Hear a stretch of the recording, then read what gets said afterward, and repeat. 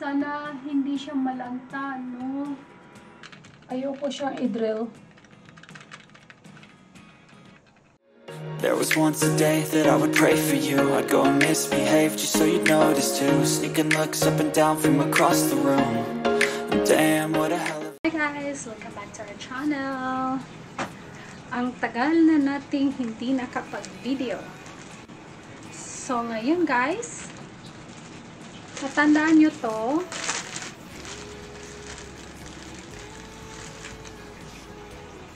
Ito siya guys, is tinanggal ko siya sa lalagyan niya.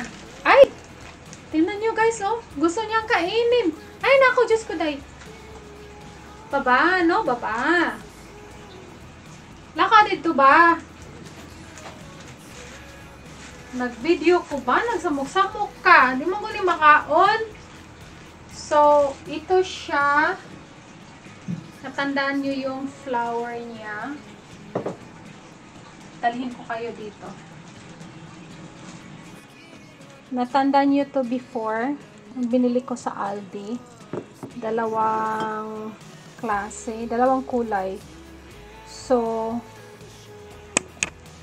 noong nano na siya, yung tapos na siyang nag-flower. So, kinat ko. So, hindi na siya nag-work nung kinat ko. So, tinanggal ko na talaga all the way. Di binalatan ko.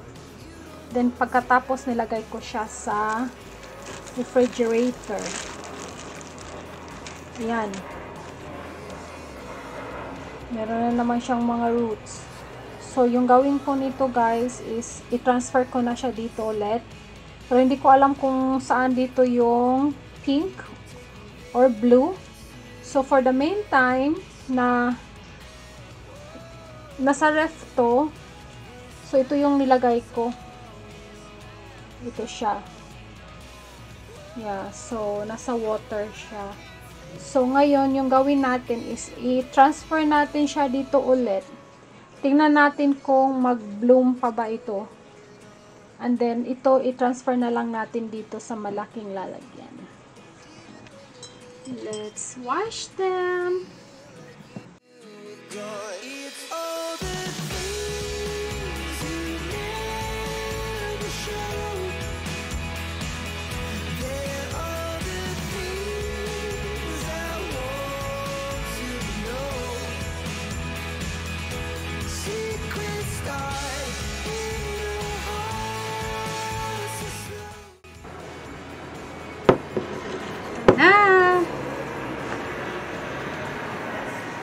Hugasan natin kasi may mold siya, oh. Matagal na to sa refrigerator, guys. Lagay lang natin dito. Ay! And then, ito, guys, i-transfer na lang natin dito. Lahat. Hanggat wala tayong malagyan. Hugasan natin sila.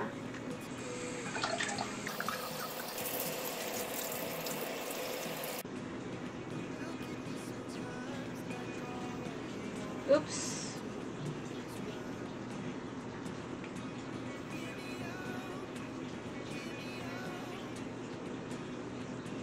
Sana makahanap tayo ng malagyan nito, guys, para maganda siyang tingnan.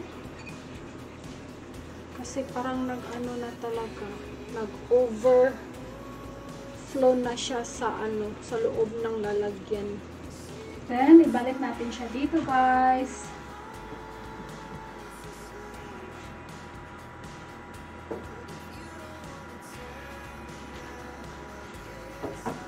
Balik natin siya sa lalagyan niya. Yan. Maganda na. Tingnan natin pag magano pa ba to, mamulaklak pa siya. Maganda ang kulay, di ba? At saka maganda siyang klase.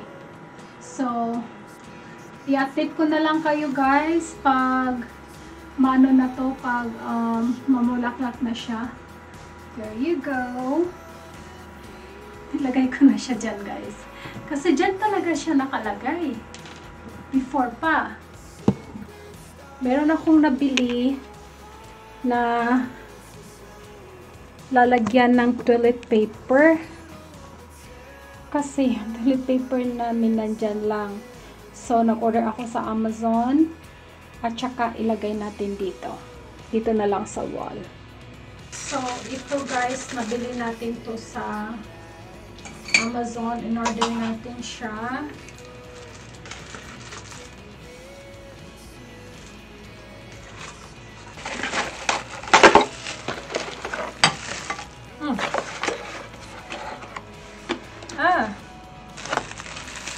Ito siya guys.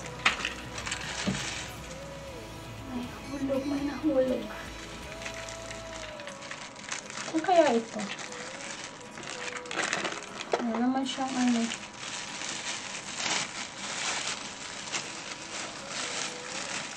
So, ito yung ano instruction. Clean the wall and keep the wall dry. So, nilinisan ko na guys. Remove the protective film and heat with slightly with a hair dryer. Then, press the bottom plate to make the wall and the rubber surface fit. Can be used after standing for 24 hours. Initin muna natin to sandali guys. Ito, konti. Initin daw siya ng konti.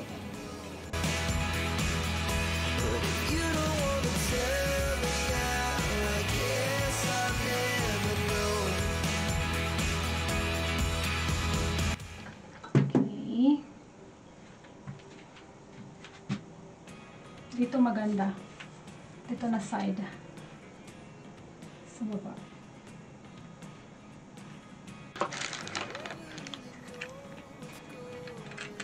Ayoko siyang i-drill. Mas maganda pa ito na lang. Ayoko talaga siyang i-drill. Meron na tayong lalagyan ng toilet paper, guys. Kasi ito, nilagay nila sa ano, yung in-screw nila, natanggal kasi hollow to dito. So, sabi ko, i-seal na lang nila. Then, ito, bumili na lang ako ng ganito para hindi na masira yung wall. One eternity later.